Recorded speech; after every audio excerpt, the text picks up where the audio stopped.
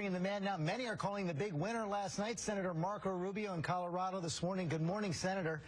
Lots of big headlines across the country saying you were the winner last night. Rubio soars. How do you capitalize on this moment? Well, first of all, I don't want to overstate it. It was a debate. There's one coming up in another 14 days, and if we don't do well there, none of this will matter. This is a long process. You know, you've been involved in this years ago, and so for us, it was just another chance to express ourselves before the American people. I hoped we had had more of a chance to go in depth on some of the policy issues before America. We didn't get a chance to do that as much tomorrow night, and hopefully we will in the next debate. But I was happy to be a part of that debate. I felt good coming out. You and your former mentor, Jeb Bush, went at it on your attendance record in the Senate last night. And Governor Bush doubled down on that attack after the debate. He hit you again in the spin room. His campaign manager, Danny Diaz, went on to say, you don't have a record of accomplishment. The reality is Marco Rubio hasn't demonstrated that he's qualified to be president. His team is even calling you the GOP Obama. How do you respond? Well, look, if another candidate's decided that the way they're going to win is by attacking me, then they're going to pursue that line. It's not going to be the way I run my campaign. I'm not going to change my campaign because of some change someone else has made. Themselves to be convinced that attacking me is the way forward. I'm going to continue to tell people who I am, what I'm for. If there are policy differences between us, we'll discuss those. Americans deserve to hear those.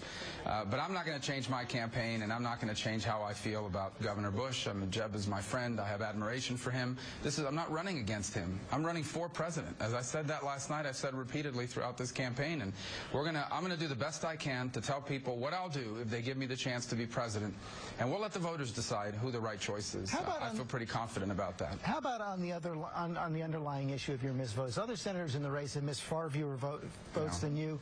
Isn't it possible to do better, and don't voters have a right to be concerned about that?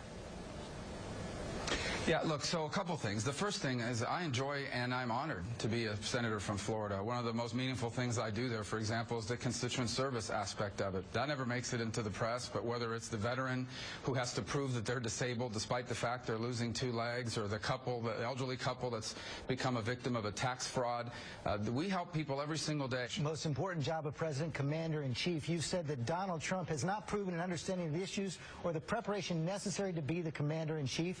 Would you say the same thing about the other front-runner, Ben Carson?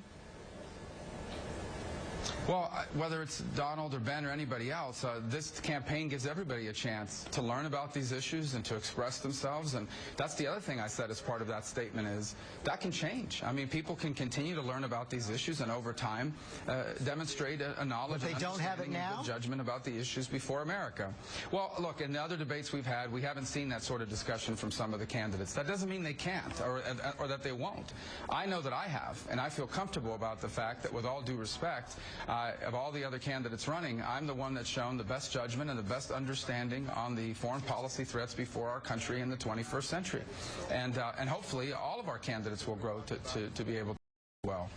We saw Hillary Clinton's team sending out a tweet last night, brushing off the debate. In 30 seconds, why are you the best candidate to take her on?